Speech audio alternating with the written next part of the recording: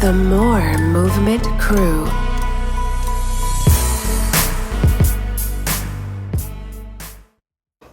Welcome to the More Movement Crew podcast. I'm your host, Kenina Porter. Welcome to the show. I'm so excited for another episode. We're back again.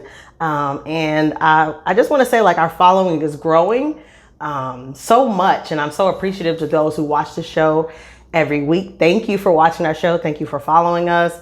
Thank you for tuning in on Instagram and checking us out there. Keep doing that. Keep subscribing. Keep watching the show. Keep letting me know how you like each episode and each guest. We definitely welcome that. But today we have a special guest that we've really been talking for a while before we decided to make this date happen. But I'm really excited to have you on the show. Thank you. So welcome. So I'm excited about the conversation that we're going to have. But as you know, every guest plays a game before we start the show, and it's called 5 Questions. So you ready for this questions? And there's a winner, right? And I'm gonna win. And you're gonna win. Yes. You know, you're the first person to ask, is there a winner?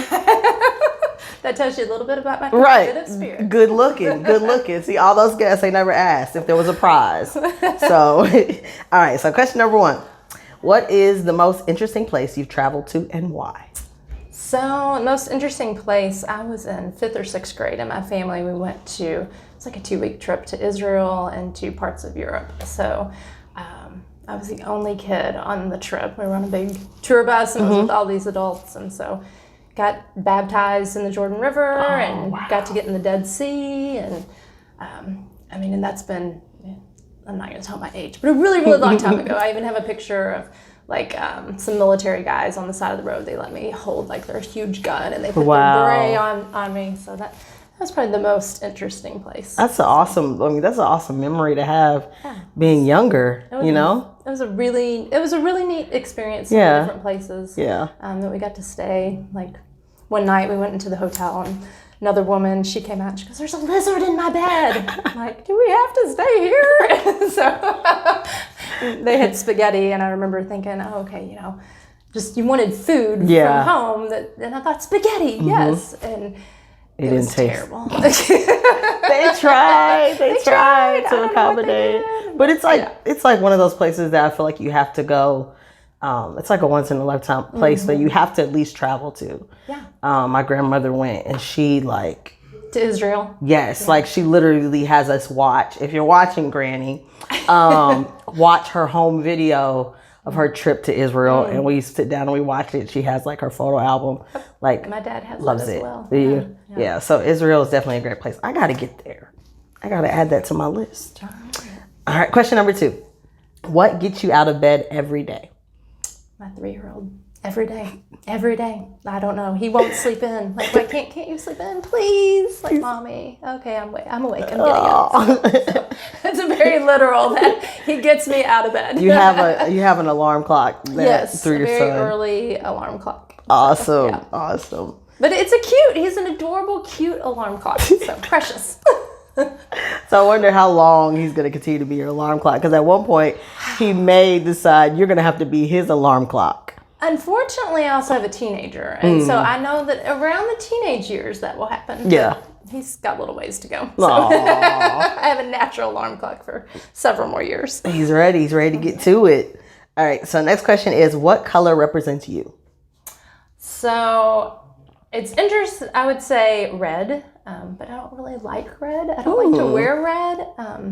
But I would say red just because I think red is a strong color and it kind of represents fire. And I'm a very passionate person. And if there's something I care about or have an opinion on, I can be very passionate about it. So red. Awesome. And I'm an IU fan, so. And you're an IU fan? Okay. I don't pick sides, It's hard, especially, Well, I need to know that so I know if we can be friends or not. No, okay. Exactly. I get along with the Cardinals and the Wildcats, all of them. Oh, if you get along with the Wildcats, then, that's a gift. And Hilltoppers, so. Hilltoppers. Yeah, that's what I should have said. I'm a Hilltopper. That's right. All right. So question number, what are we on? 3? 4. Yeah, 4. Name 3 songs or 3 artists in your playlist. So, kind of answering the question, right now I have Sirius radio in my car. And so I'm really addicted to the 90s on 9. Because the 90s, I was in high school, and so Nostalgia. I'm in my car a lot. And it just, it gives me life. Like, Yeah. a little bit of Rex and Effect comes on, Rum shaker. much to the dismay of my 13-year-old son, what is that? He's like, what is that? Oh, I feel young again. So, Yes. 90s on 9. I'm enjoying the Hamilton soundtrack right now because I got to go see Hamilton when that was in town. Okay. And then also, I have a really diverse mix of music. But one of my always go-to artists is Gary Allan, who's a country singer. Okay. So, You do got a diverse mix. I do. I love it. There's a little Lizzo in there, some Kendrick Okay. Lamar, and then there's some Taylor Swift See, even. you gotta mix it up. You gotta mix it up. Like right. you, it depends. I always say Depends on that the mood. it depends on the mood. Exactly. Exactly. And so people will look at my playlist and they'll be like, "Okay, that was Coldplay Yes. with Bobby Brown Yes. mixed with." Exactly. So you just never know. You just never know what you I listen agree. to. I think that's important. And a lot of jazz too. I like a lot of jazz. It helps me think. So next question, or last question, is what is the best advice you were given? So I don't know if it was necessarily advice, but two things that I just really remember growing up. Our pastor at our church used to always say, "Show me your friends, and I'll show you your future." And I think I can look back through my life and say, "Wow, that was really true. That was really true." Who you're surrounding yourself with probably is going to be where your arrow is shooting. Yeah. And then my dad used to always say, you just don't know what you don't know. And I would get so frustrated. Like, no, I know everything. Yeah. And now, especially in some of the work that I'm doing, I'm like, oh, I just don't know what I don't know. Yeah. That's good advice, though. It's funny that you mentioned that because literally every person that's come on the show has, when I ask that question, it's from a parent. And they always say, like, at the time, it's just like, Really? whatever that means, and so now it like has meaning and significance. It gives me encouragement as a parent though, of a teenager, like just keep saying those things. It'll break through. But it's so true. It's so true though, because like you never stop learning. Yeah. And so, Absolutely. it's okay to admit that you don't know. Absolutely. Instead of, I think because when you're a teenager, you feel like you know everything. Oh, yes. Like, or you can Google it. Well, these days they feel like, well, I can just Google it because it's a little scary how much they think they know. I know, and sometimes it's wrong. Because they're just babies. It's wrong. I always tell them, like, when they're like, they tell me something or tell me a fact that they saw online, I'm like, okay, what was the source? Was it a credible source? Right. What's the website? It's a really different thing in parenting now or working with youth. That wasn't something our parents dealt with. Not at all. How to handle social media, how to, dissect that information, Yeah. Like it was like, okay, go to the library or encyclopedia. Like kids don't even know what that looks like at this point. I was recently just talking to my son about, because I think research has found, teenagers, how they get their news nowadays is so different. And for them to decipher what is a credible news source and what's not, and trying to teach him how to decipher that and, what to look for. That's true. Because is reliable. That's so true. Because they really have to do the work. And like I always, I teach like a workshop on self-advocacy. For the kids I serve, specifically African American Latinx students, and self-advocacy in terms of knowing the questions to ask and the information to look for, but first to do the research, right? And so how do you do the research and where do you go, just so that you know what you're talking about, right? Just do. And nowadays anybody can put anything out there for us to consume. Yeah. It's really good advice for adults too. It really is. It really is. It's like do the research, like, and I tell them, I'm like, you don't want to be advocating for something and you have the wrong information. And I also tell them, like, if someone tells you, I always give an example, like if you're at school and they say, okay, starting today, nobody can wear red shirts. I don't care who you are. You wear a red shirt, you're suspended. I said, what would y'all do? They were like, well, I wear my red shirt anyway, or I would not wear a red shirt. I said, who would ask why the policy exists? Right. And what's the purpose of the policy? Nobody would raise their hand because they automatically go with what is said. and they don't do the research. And I said, that's very important. Absolutely. Is to look into that. And like, I wanted to dive deeper into like laws and like all this stuff, but we didn't have all the time to go into that. But that's what I want to teach them. You can do a rabbit hole with that. Right. That's what I really want to teach them, because that's like such a good skill to have. Absolutely. So that's the game. 5 questions. Did I win? No. Yay! You won this Gulf Shores mug. You're gonna share your cayenne tea with me. Right. This is a hot pepper tea I got sitting right here. So yeah, we'll have to work on getting you a prize. I'm kidding. Right. We'll get her a More Movement Crew wristband. I like that. So that was the game. 5 questions, and so now we're gonna get into the actual topic of the show, which is you. Oh gosh. So we first, I want to start off by kind of talking about each guest I have on the show. I'm really intentional as to why I invite them onto the show, right? And the reason why you didn't tell me. Yeah, I'm interested to hear. The reason why I invited you on this show is because I keep up with you on social media. And so I kind of see, some of the videos. I see a lot of the things that you do with your family. I know that you're an avid reader. I know that you are a leader in the Be the Bridge group that we have at New Birth. And so you're always forward thinking. You're really passionate about it. You're really engaging with the kids. And I just really love that passion. I really love that passion. I really love that you're always open to learning more. And you're just willing to like have those conversations, and that's not an easy thing to do. Yeah. And so I was like, when I saw that, I was like, I gotta have her on the show. I gotta figure out when she can get here, so that we can just sit down and like have a conversation about like who you are and what you love and why, how you got to be here and doing what you do. So formally introduce yourself. Yeah. So I'm Amanda McMonigle. I'm a wife, I'm a mother, I've got 3 boys. So I have a teenage son, Drew. So I have a 13-year-old and then a 6-year-old and a 3-year-old. So all boys. All boys. So happily married. My husband's Justin, and we started dating our senior year in high school. So we were high school sweethearts. Aww. I know. And then got married, 6-7 years after we had started dating. Yeah. And I guess this summer we'll celebrate 20 years of marriage. That's beautiful. So, yeah. It's beautiful. I don't feel like I should be that old to be able to celebrate 20 years of marriage. Time flies by, though. It really does. So are you from here? Yeah, grew up in Southern Indiana. Both of us did. Yeah. So, and we both went away to college and then came back here. We were in Indianapolis for a few years, which is also where I went to college. And then, we came back here to Louisville. Oh, okay. Yeah. Wow. So you, are you planning on kind of staying in the Louisville side for a while, or? Well, I mean, we're in Southern Indiana. Oh, okay. So, so we live next door. I am in the middle. My mother-in-law and father-in-law are one side of me, and my sister-in-law is on the other side of me. And so we are right smack dab in the middle. But you guys have a little community. That's right.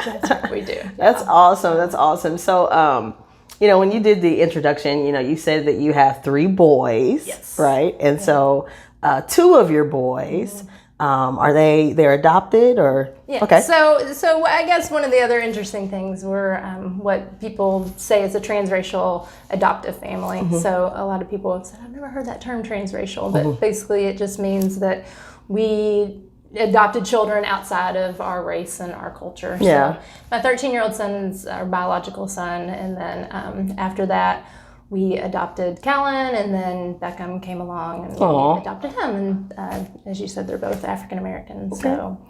So let's talk about that. Let's just talk about how, kind of what that experience has been like for you, and kind of how, I know that, you make it a point to make sure that they are exposed to the African American culture and, are knowledgeable about the things that are a part of who they are. So speak to that a little bit. Absolutely trying to do my best. Yeah. It's a interesting challenge because, to be honest, before when we went to adopt, my life and my husband's life, it was not diverse at all. When we were in the process of adopting, if you were interested in adopting outside of your race, then we had to go through some education classes. And so I remember at our education class, distinctly remember this, they gave us these jars and we had these colored balls, and they were asking questions. And so like, I remember one of the questions was, is your dentist white or another, ethnicity? And then, or, when have you ever had a black person over to your home for dinner? And so just all these questions, you would put a ball in the jar, and there were a lot of questions. And we got done, and I mean, there were like 3 balls in our jar. And I'm looking at my husband, and I'm like, okay, we've got some work to do here. But even, at that point, we didn't have a child in our home that was outside of our race, so didn't really fully understand the importance of it. We did this exercise. Okay, our world's very white, but beyond that, like, okay. So, so it's been a lot of educating myself to educate my boys. I want them connected with their culture and their community, and that means that I have to be connected, and and I've had to. We have had to unlearn a lot of things and learn a lot of new things. I think that is so important with the educating yourself part. Like you taking that action to make sure that you are finding the resources that you need to educate yourself, and realizing that, hey, I have to do some changes. And I mean, I think to be honest, that's a conversation that African American folks too, because sometimes you can look around and be like, hey, like, everybody I'm surrounded by, is African American. Sure. So, when was the last time you had an African American, a white person at your house? Like we work, with people of different races, but same thing. It's like I feel like it's on both ends. It's just being mindful of that and educating yourself. Unfortunately, we all miss out on a lot of stuff because our country is so segregated. And I know recently I read in the paper that Louisville is the 4th most segregated city in the U.S. You see that here. To expand our community, I mean, we've had to be very purposeful and very, very intentional of getting out of our spaces, that we were used to create new community. So. And how's that been for you? Like, how's that experience been? Just like on a personal level, like how does that feel? Well, certainly it's been uncomfortable at times.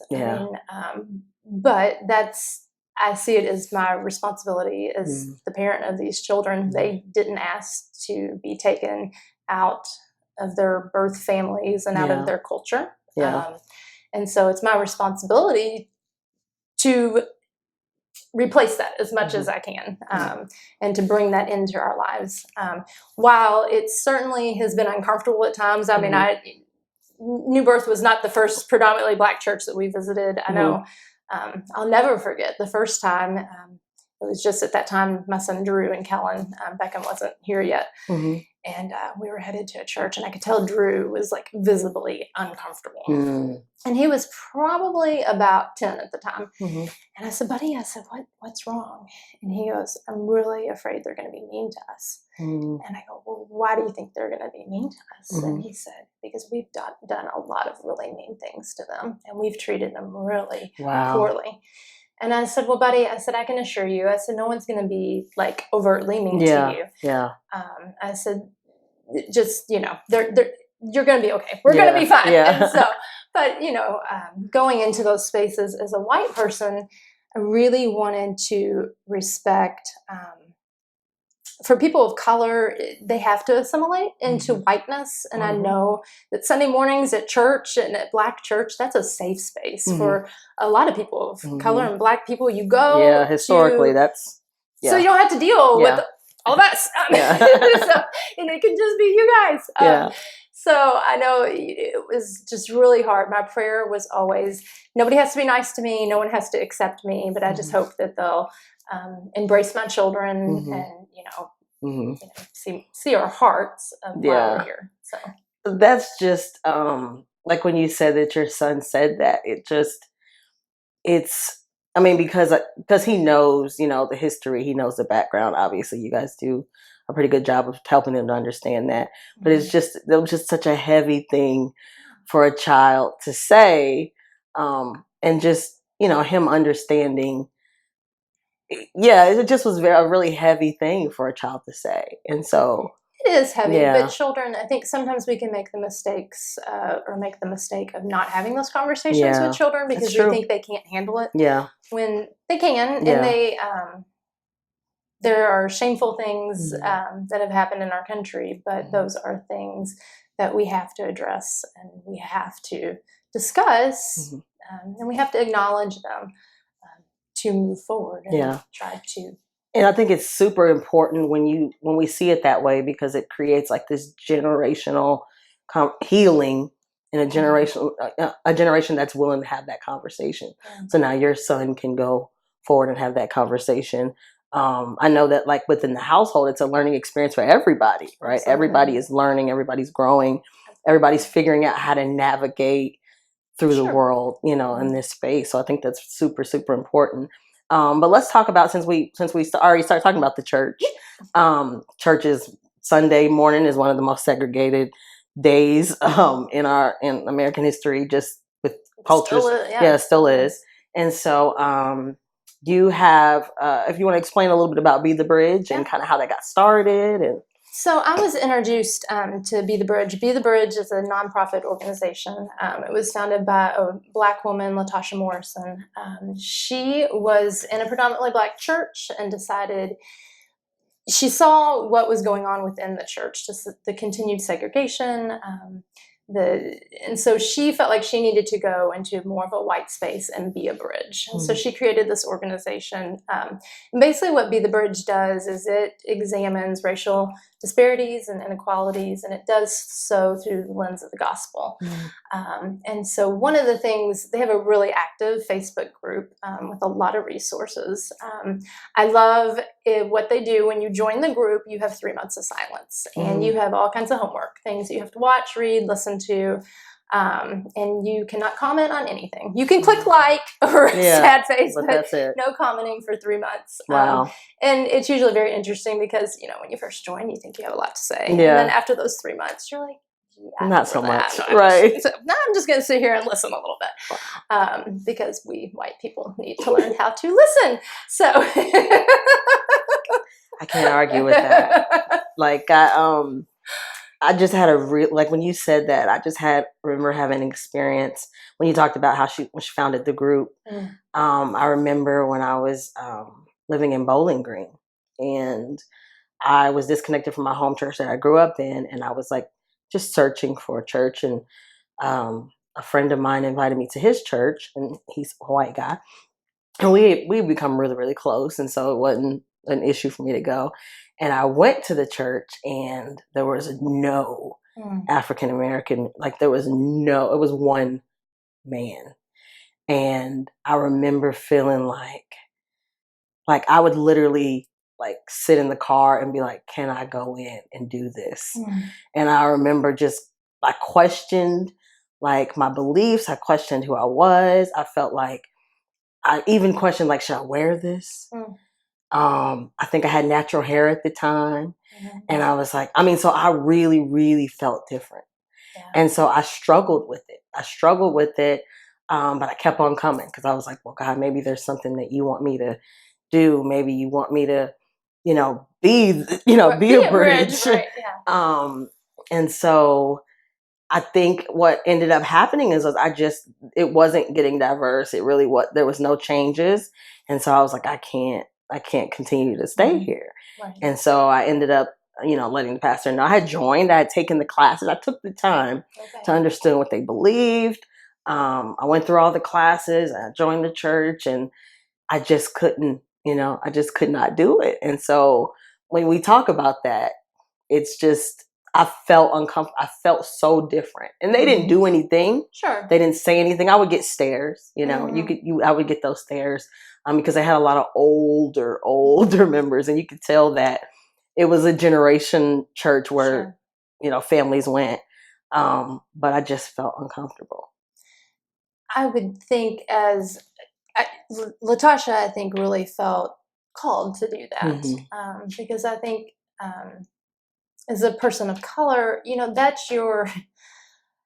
As we were talking about, the Black church can be a very safe space. So then, you're always out in the predominantly Black culture. Probably in your workspace and even in social settings. So that has to be a really specific calling, I think. To. And I have some friends of color that they're at predominantly white churches because they feel like that's where their work is to be done. So to Be the Bridge, then they have, in addition to the online group, they have curriculum for groups to get together, and it's set up to be like 9 sessions, and it usually goes longer than that. But it kind of moves groups of people from awareness into acknowledgement, into lamenting, into like through shame and guilt, through reparations, and so we're getting started. We're in our first section right now, so it's been really great. You guys have seen like the growth in the group has grown a lot. Yeah, we're kind of so the way they want the groups to be done, they want them to be small groups of 10 to 12 people. And our group's running 40 to 50 people. Yeah, it's big. But we were the first Be the Bridge group in Louisville. Oh, okay. So no one's had one of those groups in Louisville before, and so I kind of used social media through the larger group. They had people that you could put where your area, and so I reached out to people that were interested, and I thought, well, if someone's willing to come to the table and sit down and have these conversations, I'm not going to tell you no. We're keeping it at 15. Right. So we're working and kind of doing some small groups within our large group. So what are some things that have really stood out in some of the groups or sessions that you guys so far? That was one of our questions at our last session. Is kind of what's everybody learned? We've met 4 times. I think a couple things that has stood out. I think it was after our second session, we have small homework assignments. And so the homework assignment, we had assigned everybody to tables. And we said, okay, at the end, you're going to exchange information. And then between now, we only meet once a month. Between now and our next session, I want everybody to go out to dinner together or go get ice cream, go grab coffee together. And I remember telling Pastor Ruth, my co-leader, I was just like, nobody's going to do this. Like that really requires like extra effort. Like on a weekend, you're trying to get like 10 to 15 people's schedules coordinated. And every single table got together and did it. So, which was amazing. And it just, it was neat. One of the things we talked about, even like my group, a lot of us had younger kids. So we went to like a little Gaddy's pizza arcade thing. And, within that space, there were white people there and there were Black people there. But our group was combined together. And so I know some of the other groups have also said, just being out together like that is somewhat unique, and sadly, but so that's been one thing. I think the other thing, when we started the group, I kind of went into it like, okay, it's the white people. White people, you're the one that you got stuff to learn, and you're the one that needs to change, and you got all the work to do. Yeah. And I quickly learned after a first couple sessions and people sharing things that both sides have work to do. We have different work, different kinds of work to do. Right. So I think that's been one of the big takeaways is we both have work to do. Both have work. Yeah. And I think that that's so important. I mean, where we're headed as a country, I think that there's no better time to start really healing from that and really having those conversations, especially in the church, especially. Yes, because the church has been complicit so much in the divisions and the inequalities that we have and have not taken a stand. And I totally agree. Like, I think it's amazing that I'm so glad that I go to a church that has decided to host it and decided to be a forerunner. Absolutely. For that. I absolutely agree, because so many churches shy away. They think, well, it's political. We don't want to do politics, and it's not political. they're important conversations. And I appreciate the Be the Bridge in that it is based in the gospel. I think that's how we try to live our lives, is according to the Bible. And so we're drawing, Latasha does a great job of drawing everything out of the gospel. And she actually is coming out with her first book, which releases, actually it may have already released. I've been on vacation, and it's called Be the Bridge. And her book is excellent. It's a memoir. She does a really great job of telling personal stories and then intertwining them in with the Be the Bridge curriculum, which makes the curriculum even come more so alive. I'm really glad I have the book to go along with the curriculum that we're doing. But I applaud our church as well. And I'm just thrilled that they're supporting it. And also thrilled with our members who are coming, because they don't have to come. No one has to come to the table and have the conversation. But for the people of color that come to the table and have that conversation, it's a burden, and it is work for them, and it's placing more of a burden on them. And sometimes it can be, just having the conversation can be painful for, it evokes memory, especially some of the older members of color who lived in a time and experienced things. And so they have these perceptions, and they bring all these things, or generational, you've been taught to not do these things or not respond in certain ways. So I think, like you said, it's work on both parts. But one thing I always notice is that, a lot of times there are churches that say, we are multicultural, but it's doing the work, right? Yeah. It's doing the work, because we're multicultural, but then on Sunday, you go to your house and I go to my house, or that's my friend and my group of friends here, and these are your group of friends. Right. So there's not that coming together and really doing the work. And I think our church is doing something really unique and also very challenging at the same time. I think, it's one thing for a white church to say they want to diversify, because person of color coming into a white space, that's normal for them. They're used to assimilating to the white culture. Yeah. But for a predominantly Black church to say that we want to become more diverse is a little bit more challenging, because a white person is not used to assimilating to other cultures. It's true. But I really applaud them for allowing us the space to have the conversation. And again, just for everyone that's coming and participating and sharing and doing the work.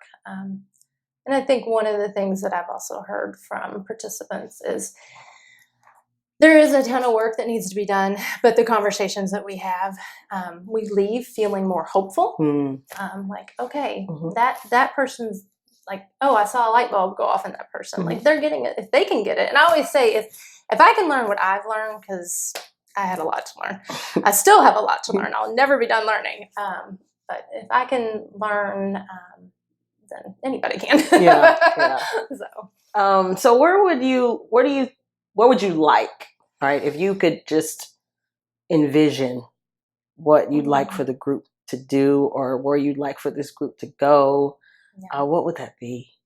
So my hope, and what the Be the Bridge wants to have happen is, and we talk about this each session, each of us are coming into that space, but each person has our own sphere of influence. And you've got 40 or 50 people in that room, but then you look at all their different spheres, all the different places people work, all the different churches. We have a lot of different churches represented in the group.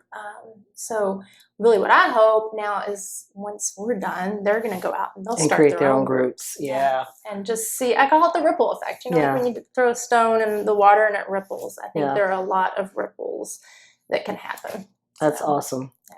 I figured that's what you would say. I think it's just important. I think it's a great thing for us to be doing at this time. Like I said, it's a great time for us to have these conversations, to heal, and to really connect with one another on just like a personal level, like humanity. On a human level, And I think that's one of the things that we constantly talk about is being in community with people that aren't like you. Is so important, because it gives you that connection and that empathy then. Before, honestly, 7 years ago, like if I saw something on the news or something bad that had happened to a Black person, well, I didn't know Yeah. I wasn't in relationship with anyone. But for instance, I don't know if you've read the book or seen the movie, The Hate U Give. Yes.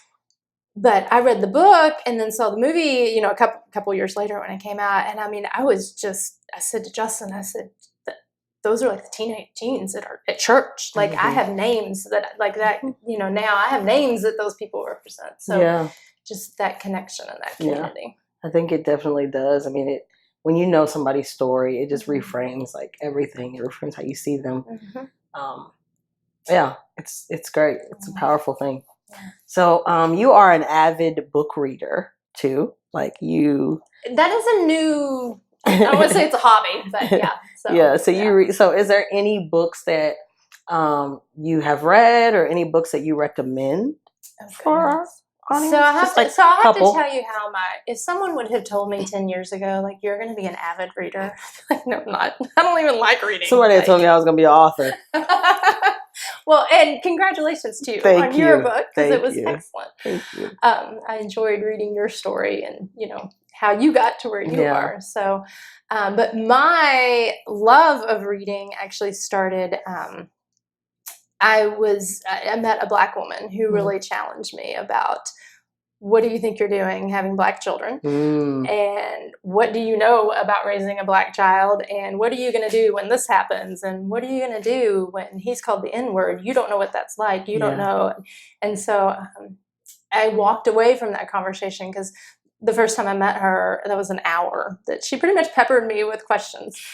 She knows who she is because she and I are really, really good friends. And I will forever be grateful for her, because she challenged me. And I walked away from that conveation and I'm like, okay, I need to learn more about the experience of being Black in America. And honestly, at the time, we weren't in a Black church. I didn't have Black friends. And so I'm like, okay, I guess I'll read some books. So I probably the first book that I ever read was Benjamin Watson's Under Our Skin. Getting Real About Race, I think is the subtitle. And it's a great book to start with. I remember at the time I had talked to a Black woman. I said, hey, I think we need to start having some conversations. Just read this, I'm really excited. Like, oh, I'm on fire. Okay. Read this book. And she's like, okay, well, let me read it. So she read it and she was like, yeah, I didn't think that was that good. Well, and I get it now, because it's a real kind of surface level, good place to start. But, but that was a great book. Tears We Cannot Stop by Eric Dyson was a great book. I found it interesting, that he's a preacher, and then some of his language choice. Like, I found it real. Like, that was real to me. So that was a great book. And then I went to Ta-Nehisi Coates' Between the World and Me, which I sat with the dictionary in one hand in his book, because there were just a lot of big words in that book, but it was a really good book. But yeah, I've read a ton of books. That's just what I've used to try to open my eyes up. But another Black female author is Austin Channing Brown. Her book, I'm Still Here, is amazing, excellent, easy, quick read. I've read it twice just because it's so powerful. Just about a Black woman's experience in a professional setting and in Christian settings. Super great book. I gotta check that one out. Yeah. So I can let you borrow one. It's all highlighted. It's like your favorite. So, yeah, it's great. She's awesome. I knew you had some recommendations. I will put the links to those books in the video below, just in case somebody wants to read it. But I think that the fact that that Black woman has challenged you and you have really stepped up to make sure that you kind of rise to the occasion and figure out all that you need to know, I think is the most important part. It's just taking the time. God thing. Yeah. Like, I don't know. I don't know why I didn't become defensive. But I accepted what she had to say, and then, like I said, we've reconnected. And actually, I saw her last night.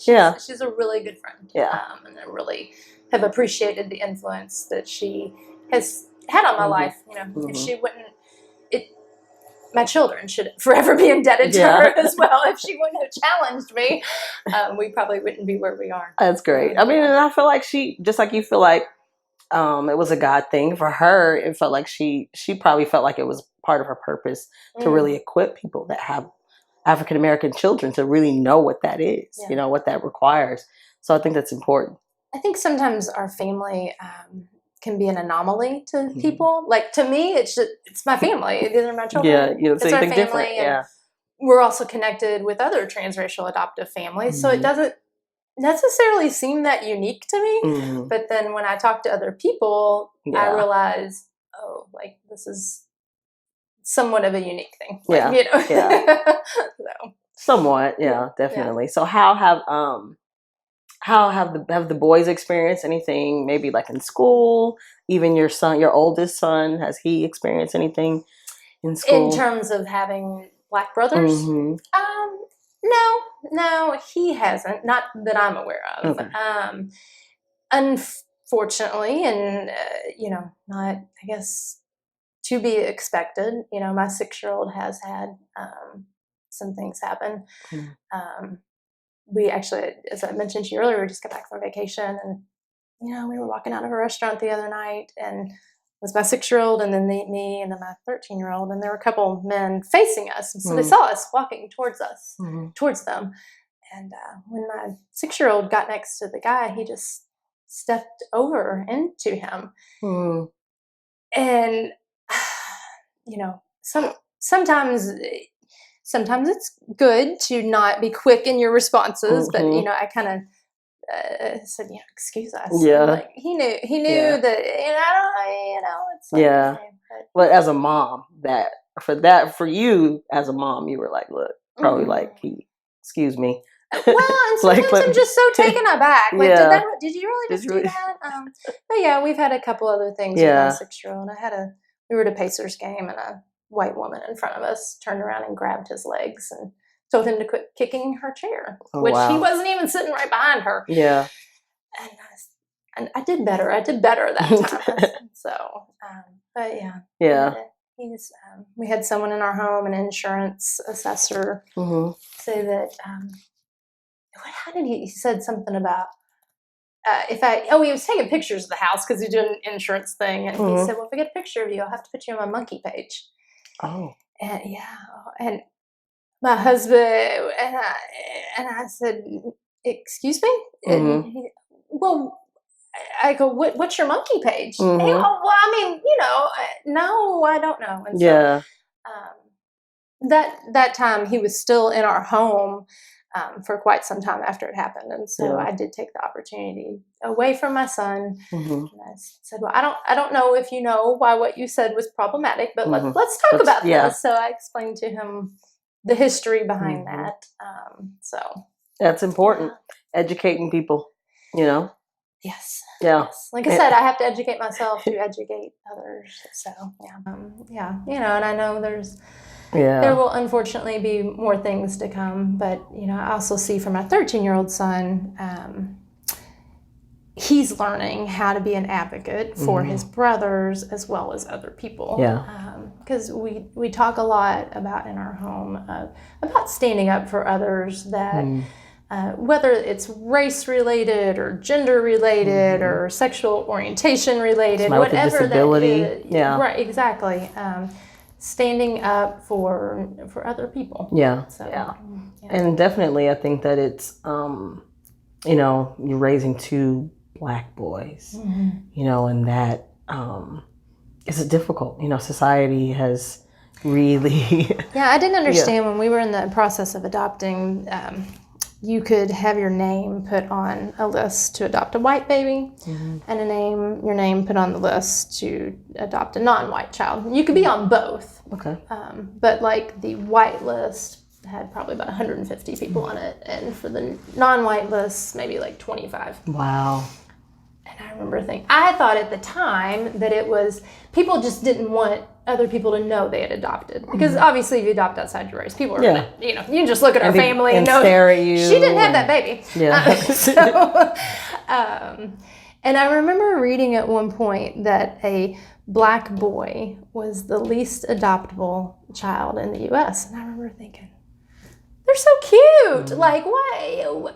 I had absolutely no concept and no idea. I was so ignorant and just naive. had no idea why that was. Yeah.